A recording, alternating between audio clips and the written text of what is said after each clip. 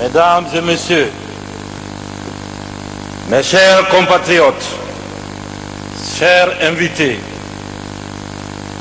comme vous le savez, dès la prise du pouvoir par les forces de défense et de sécurité, le 5 septembre 2021, nous nous sommes engagés à faire face à notre histoire et à assumer notre devoir de mémoire. C'est dans ce cadre que le 22 mars dernier, nous avons initié les assises nationales qui devaient initialement se tenir en 6 semaines sur tout le territoire de la République et dans les différentes représentations diplomatiques de notre pays dans le monde.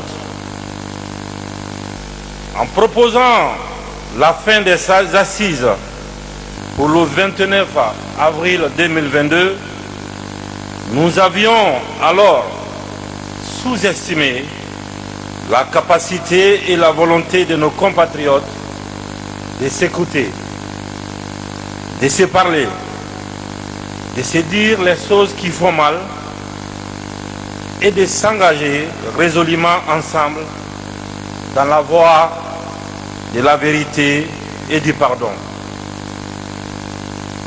La décision de reporter les conclusions des travaux du Comité national des assises s'imposait alors comme une nécessité absolue pour permettre aux Guinéennes et aux Guinéens d'ouvrir davantage avec prudence et peut-être même avec appréhension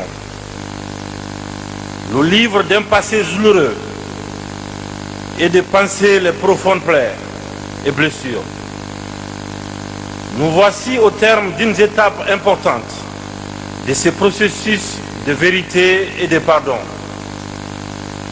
Dans cette même salle, là où nous avons fait le pari de tendre une oreille attentive à nos ressentiments, à nos refoulements, à nos blessures et à nos fractures sociales, pour écrire une page apaisée, une page brillante de notre histoire. On aurait pu penser que le pari n'était pas gagné, mais nous voici de nouveau dans cette même salle où nous avons ouvert les assises nationales sous le signe de la vérité et du pardon. Cette fois-ci, pour la remise du rapport du Comité national des assises.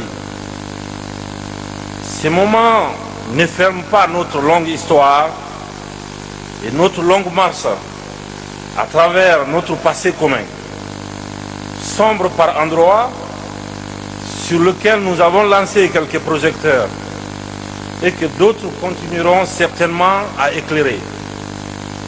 En attendant, ce moment solennel est pour nous l'expression de notre détermination et les rancœurs.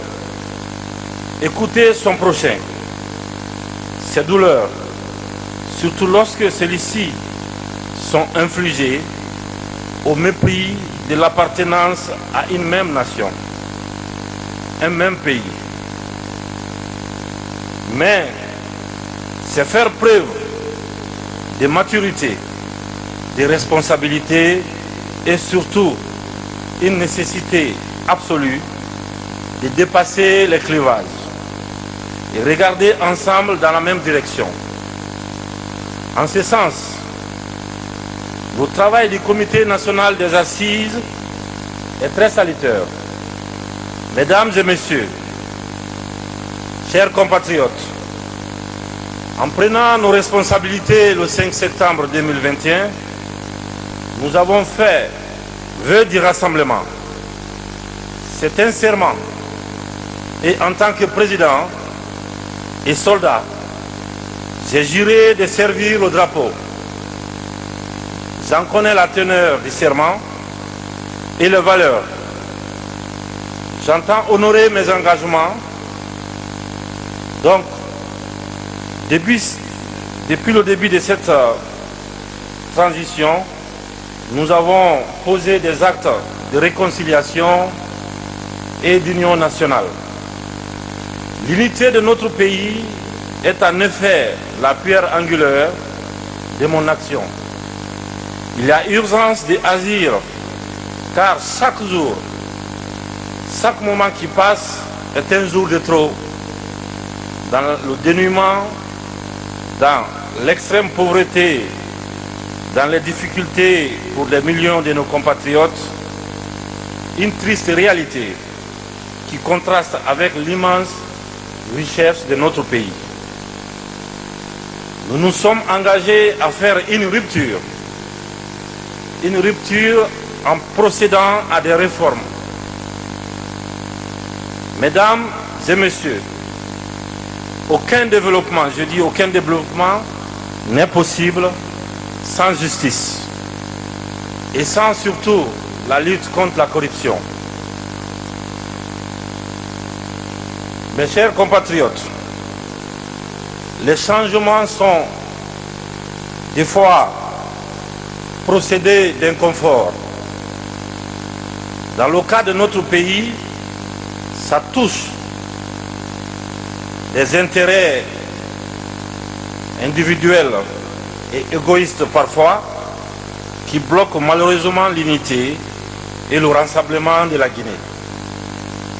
Mes chers compatriotes, nous ne pouvons pas continuer à freiner le développement de notre pays en se cachant derrière les considérations irrationnelles que sont l'ethnie, la religion ou la région et très souvent la politique. Au lieu d'instrumentaliser la jeunesse guinéenne, concentrons-nous plutôt à son avenir. Parce que pour moi, le seul combat qui mérite actuellement d'être mené, c'est l'avenir de notre pays. Les réformes structurelles continueront dans tous les domaines et nous ne reculerons devant personne pour faire les réformes. L'avenir de notre jeunesse est la seule raison d'être de notre État. C'est à ces réformes que j'associe les conclusions de votre rapport. Je puis vous dire que chaque ligne, chaque solution proposée dans ces rapports sera analysée et prise en compte à la lumière, bien sûr, de l'intérêt supérieur du peuple souverain de Guinée. Mes chers compatriotes, l'occasion a été donnée à chacun de dire la vérité, du moins sa part de vérité. Le Comité national des assises a effectué son travail. Les Guinéens le leur. Ils ont été au rendez-vous de l'histoire. Croyez-moi que nous sommes déterminés à tout mettre en œuvre pour combler les attentes. Chers membres du Comité national des assises, chers coprésidents, c'est le moment de vous remercier pour le travail abattu. Par votre mobilisation, vous avez prouvé que vous portez la Guinée dans vos cœurs. Je vous témoigne toute ma reconnaissance et ma gratitude pour